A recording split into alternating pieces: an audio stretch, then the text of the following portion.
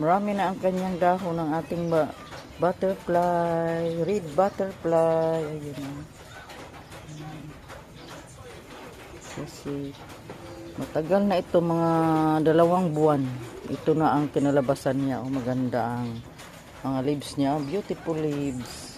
Ito naman ang ating pink kungkon. Kungkon. Ganda ang ano niya, mga leaves. Inano ko lang ito ng nispehan ko ito ng Joy dishwashing. Ito rin sukso natin nandito.